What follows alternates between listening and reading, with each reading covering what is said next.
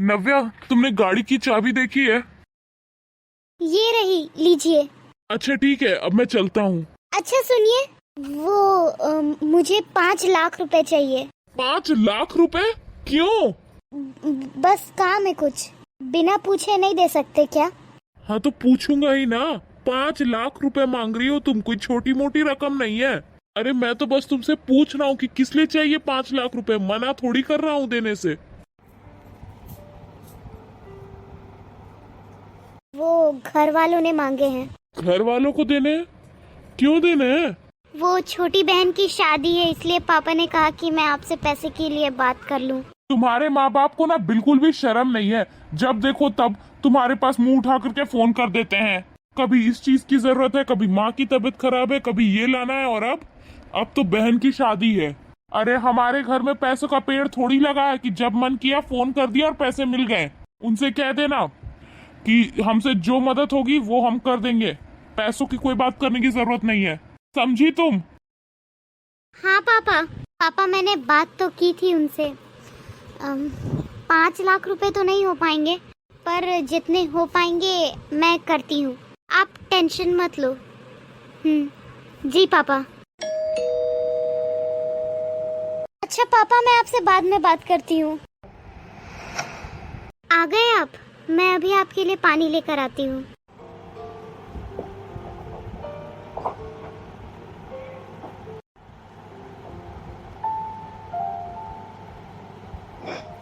लीजिए पानी। क्या हुआ, आप थोड़े परेशान लग रहे हो? कुछ नहीं, बस सुबह मैं तुमसे शायद थोड़ा ज्यादा ही बोल गया। मुझे ऐसा नहीं बोलना चाहिए था, बस वही बात सोच रहा हूँ सुबह से। अच्छा यार, आई एम रियली सॉरी। कोई बात नहीं, गुस्से में सब बोल देते हैं, मुझे बुरा नहीं लगा। अच्छा ये सब छोड़िए, खाना खा लिया था आपने? हाँ हाँ, खा लिया था। मैं ये कह रहा था कि 5 लाख रुपए ही चाहिए ना तुम्हारे घर वालों को? जी। ठीक है, तुम चिंता मत करो। अगर उन्हें और भी पैसों की जरूरत होगी तो हम मदद कर देंगे। मैं एक काम करता हूँ, चाहे तो 5 लाख रुपए मैं उनके बैंक अकाउंट में ट्रांसफर करवा दूंगा, नहीं तो मैं कल कैश निकलवा कर ले आऊंगा। तुम बोल देना उन्हें आकर ले जाए। पर आप तो कह रहे थे आपके पास नहीं है, फिर कैसे करेंगे आप? तुम्हें पता है, जैसे अभी मैं परेशान बैठा हुआ हूँ, ऐसे ही ऑफिस में बैठा हुआ था, सोच रहा था कि मैंने अपनी बीवी से गलत कहा है या सही। तभी मेरा दोस्त आता है। मैंने उसे एक फाइल दे रखी थी कंप्लीट करने के लिए, वही वापस देने। जब उसने भी मुझे इस तरीके से परेशान देखा तो उसने भी मुझसे पूछा कि मैं इतना परेशान क्यों हूँ। पहले तो मैंने मना कर दिया, पर उसके बहुत इंसिस्ट करने पे मैंने उसे बताया कि घर की कुछ प्रॉब्लम है। मैंने उससे बताया कि तुमने मुझसे 5 लाख रुपए मांगे थे अपनी बहन की शादी के लिए, और कैसे मैंने तुम्हें बहुत कुछ बोल दिया, और यही बात सोच रहा था कि मैंने गलत किया है या सही। तब उसने मुझे समझाया। उसने कहा मुझसे कि जब मैं अनाथालय में था और मैं कोई चीज मांगता था तो क्या मेरे साथ भी ऐसा ही व्यवहार किया जाता था। उसने मुझसे कहा कि पापा जी मेरे अपने हैं, तभी तो उन्होंने मुझसे मदद मांगने का सोचा ना। तब मुझे रियलाइज हुआ, वो अनाथालय वाले तो अपने भी नहीं थे, फिर भी उन्होंने मेरे लिए इतना कुछ किया, बिना मांगे इतना कुछ दिया मुझे। और फिर मैं तो पापा जी का अपना बेटा हूँ, मैं नहीं तो और कौन उनकी मदद करेगा। जब मैं 10 साल का था तभी मेरे माँ बाप चले गए इस दुनिया को छोड़कर।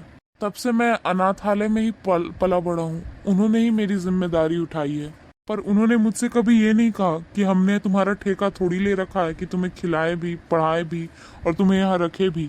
लेकिन तुम्हारे माँ बाप तो मेरे अपने हैं, उनका तो पूरा हक बनता है अपने दामाद से मदद मांगने का। और मैंने क्या किया, मैंने तो उनसे साफ साफ कह दिया कि मैंने उनका ठेका थोड़ी ले रखा है। और मुझे आज एक बहुत बड़ी बात समझ में आई कि अपने ही अपनों से मदद मांगते हैं। और फिर तुम्हारे माँ बाप तो जानते थे कि मैं अनाथ हूँ, फिर भी उन्होंने तुम्हारी शादी मुझसे की, तो उन्होंने कुछ सोच समझ के ही मुझे चुना होगा। तो फिर मेरा भी तो फर्ज बनता है ना कि जब उन्हें मेरी जरूरत है तो मैं उनकी मदद करूँ। और हाँ, कभी भी उन्हें मेरी जरूरत होगी ना, मेरी मदद की जरूरत होगी, तो मैं हमेशा उनके लिए खड़ा रहूंगा। मेरे मन में ना बहुत ज्यादा गिल्ट है, मुझे बहुत अफसोस हो रहा है जब से मेरे दोस्त ने मुझे समझाया है ना। कोई बात नहीं, हो जाता है कभी कभी। और फिर आपने ही तो बोला ना कि आप उनकी मदद करेंगे। अब आप बैठिए आराम से और ये गिल्ट को ना साइड कर दीजिए, इसकी कोई ज़रूरत नहीं है। मैं अभी आपके लिए चाय बना कर लाती हूँ। ठीक है।